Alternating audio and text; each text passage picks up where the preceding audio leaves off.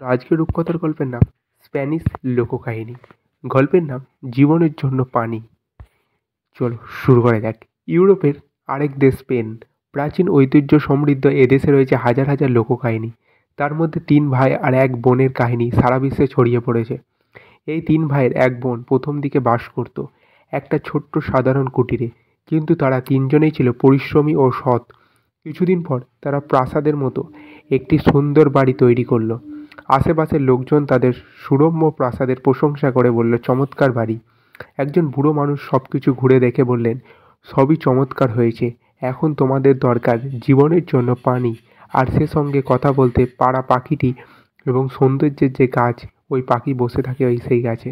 তিন ভাই আর বোন জিজ্ঞাসা করলো, ওগুলো কোথায় পাবো আমরা? বৃদ্ধ বলল, এই যে প্রান্ত দেখেছো সেটা পেরিয়ে দূরের ওই পাহাড়ে যাও, সেখানেই সব পাবে। আর এই ছুরিটা নাও, যতক্ষণ এরা ফলা পরিষ্কার ও উজ্জ্বল থাকবে ততক্ষণ বুঝবে যে জীবনের জন্য পানির খোঁজ যাওয়া মানুষের সুস্থ আছে, ভালো আছে। কিন্তু ফলার ওপর রক্তের ফোঁটা দুটলে ওই মানুষটির বিপদ ঘটেছে। ওরা বৃদ্ধকে ধন্যবাদ দিয়ে ছুরিটি গ্রহণ করলো। তারপর বৃদ্ধা নিজের মতো করে চলে গেলেন। তখন বড় ভাই বলল, তাহলে আমি চললাম জীবনের জন্য পানির খোঁজে। তখন রওনা করলো। সে হাঁটতে হাঁটতে প্রান্তরে অনেকখানি পথ পেরিয়ে যায়।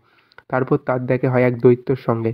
দৈত্য জিজ্ঞাসা করলো, কোথায় চলছে এরকম হনহন করে? যুবক জানালো, জীবনের জন্য পানির খোঁজে। দৈত্য বলল, আমি এই জল আর পাহাড়ের অন্যান্য মূল্যবান জিনিসের খোঁজে অনেকেই এই পথ দিয়ে যেতে দেখেছে, কিন্তু তাদের একজনকেও ফিরতে দেখিনি। আমার কথা যদি খেয়াল না করো, সেই মতো যদি না চলো, তাহলে তুমিও কোনোদিন ফিরবে না। এখনও মন দিয়ে শোনো, পাহাড়ে যাবার পথে তুমি অনেক শিলাখণ্ড দেখবে। তুমি সেদিন তাকাবে না, এখন একটা পাথর স্পর্শ করবে না। তুমি চলতে থাকবে সোজা সামনের দিকে।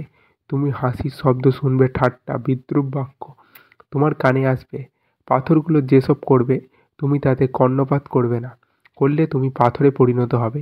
পাহাড়ের শীর্ষদেশে না পৌঁছালে পর্যন্ত তুমি চলতে থাকবে, তাহলেই যা খুঁজতে তুমি পেরিয়েছো তা পাবে। দৈত্যকে ধন্যবাদ দিয়ে যুবক পাহাড়ের পাদদেশে উঠতে শুরু করতেই সে শুনতে পায় নানা রকম ব্যঙ্গগী, কঠিন বিদ্রূপ বাণী, উপহাস ভরা হু হু হাসি। সে তাতে কান্না দিয়ে চলতে থাকে, কিন্তু এক সময় তার হার সহ্য হয় না। সে ওই পাথরগুলোকে দিকে ছুঁড়ে মারার জন্য লিচু হয়ে নিজের হাতে একটা পাথর তুলে নেয়। আর সঙ্গে সঙ্গে সে অনুভব করে যে তার হাত শক্ত, অনড় অবশ হয়ে যাচ্ছে। দেখতে দেখতে সে নিজেই পাথরে পরিণত হয়। ঠিক ওই মুহূর্তে বাড়িতে তার বোন চোখের সামনে ছুরিটা নিয়ে বসেছিল। সে দেখল ছুরির ওপর কয়েকটা রক্তের ফোঁটা এসে জমা হয়েছে। সে ভাইদের দেখে সেটা দেখল। দ্বিতীয় ভাই তক্ষুনি বলে উঠল, আমি চললাম, বড় ভাইকে বাঁচাতে হবে। সে হাঁটতে থাকে এবং এক সময় তার দেখা হয় দৈত্যের সঙ্গে। দৈত্য তাকেও একটা পরামর্শ দেয়, এই পথ ধরে এগিয়ে যাও, পথে দেখবে অনেক শিলাখণ্ড পড়ে আছে, কিন্তু তুমি সেদিকে চোখ তুলেও তাকাবে না, ভুলেও ওই সব পাথর স্পর্শ করবে না। ওরা তোমাকে খুব ঠাট্টা বিদ্রূপ করবে, সেসব একটু গায়েও মেখো না। দ্বিতীয় ভাই চলতে থাকে। পাথরগুলো তাতে টিকটিকিরি উপহাস করে, নানা গাল দেয়, কিন্তু সে সব কিছু উপেক্ষা করে চলতে থাকে। হঠাৎ এক সময় শুনল যে তার ভাইও তাকে বিদ্রূপ করেছে। দ্রুত পেছনে ফিরে তাকায় সে এবং সঙ্গে সঙ্গে পরিণত হয়ে যায় পাথরে। ঠিক ওই মুহূর্তে তার বোন সামনে ছুরিটা নিয়ে নিজের ঘরে বসেছিল। সে হঠাৎ লক্ষ্য করল যে ছুরির ফলার গায়ে রক্তের ফোঁটা এসে জমা হয়েছে। সে তাদের সবাইকে, ছোট ভাইকে আতঙ্কে ডাকলো। ভাই এক মুহূর্ত স্থির দৃষ্টিতে ছুরির ফলাটা দেখে, তারপর বলল, আমি এক্ষুনি দেখছি। সে হাঁটতে থাকে এবং সেই সময় দৈত্যকে দেখতে পায়। তার প্রশ্নের উত্তরে দৈত্য জানালো যে সে যুবকের দুটি ভাইকে এ পথ দিয়ে দেখতে হবে, কিন্তু ফেরত দেখিনি। তারপর দৈত্য তাকেও পাহাড়ের বিপদ সম্বন্ধে সমাধান করে দেয়। দৈত্যকে ধন্যবাদ দিয়ে যুবক এগিয়ে বলল, সে মন স্থির করে দিয়েছি, পাথরগুলো তাতে যত বিদ্রূপ করুক সে বিন্দুমাত্র বিচলিত হবে না। হলেও না প্রায় পাহাড়ের শীর্ষে পৌঁছে গেছে। এমন সময় সে শুনতে পেল তার দুই ভাই যেন যন্ত্রণায় চিৎকার করছে। সে দ্রুত পেছনে ফিরে তাকালো এবং সঙ্গে সঙ্গে পাথরে রূপান্তরিত হয়ে গেল। এই সময় ওদের বোন তাদের সামনের চত্বরে অস্থিরভাবে পায়চারি করছিল। তার হাতে ধরা ছিল বিচিত্র ছুরিটি। হঠাৎ সে দেখল যে ছুরির ফলাটা রক্তে অস্বচ্ছ ও মলিন হয়ে যাচ্ছে। সে তীক্ষ্ণ কণ্ঠে বলে উঠল, এবার আমরা পালা। কাল বিলম্ব না করে সে প্রান্তরের মধ্যে দিয়ে দ্রুত পায়ে এগিয়ে চলে এবং একটু পরে দৈত্যের সাক্ষাৎ পায়। তরুণী তাকে জিজ্ঞাসা করল, আপনি কি 3জন যুবককে এই পথ ধরে পাহাড়ের দিকে যেতে দেখেছেন? দৈত্য উত্তর দিল, হ্যাঁ দেখেছি, যেতে দেখেছি, কিন্তু ফিরতে দেখিনি। নিশ্চয়ই তারা জাদুর জালে বন্দী হয়েছে। তরুণী জানতে চাইল, কেমন করে আমি ওদের মুক্ত করতে পারবো?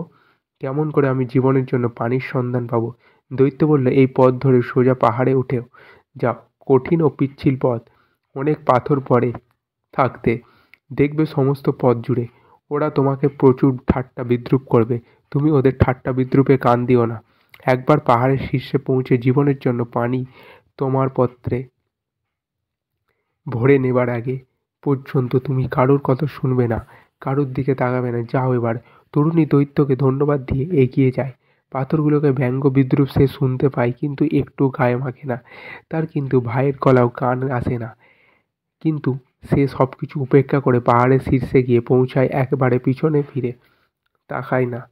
পাহাড়ের শীর্ষে পৌঁছানোর আগে সঙ্গে সঙ্গে হঠাৎ শব্দ থেমে যায়। চারিদিকে আশ্চর্য স্নিগ্ধ প্রশান্ত হয়ে ওঠে। তরুণী দেখতে পায় যে সে দাঁড়িয়ে আছে একটা সোনালি জলাশয়ের তীরে।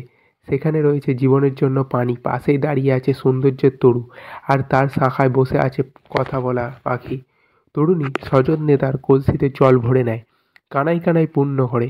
আসার সময় হাতে নিয়ে এসেছে একটা খাঁচা, ওই খাঁচায় রয়েছে কথা বলা পাখিটি। তারপর দ্রুত পায়ে তরতর করে পাহাড়ে নামতে থাকে। কঠিন পরিশ্রমে সে ক্লান্ত হয়ে পড়েছিল, তার হাতে কাঁপতে থাকে। হঠাৎ কয়েক ফোঁটা জল কলসি থেকে ছিটকে নিচের পাথরের ওপর পড়ে। সঙ্গে সঙ্গে পাথরগুলো রূপান্তরিত হয়ে কয়েকজন যুবক যুবতীতে। তারা তরুণীর চারিপাশে ভিড় হয়ে থাকে, ওদের কৃতজ্ঞতা জানায়। দুষ্টু মায়াজাল কীভাবে ছিন্ন করা যাবে তরুণীর কাছে তা স্পষ্ট হয়ে ওঠে।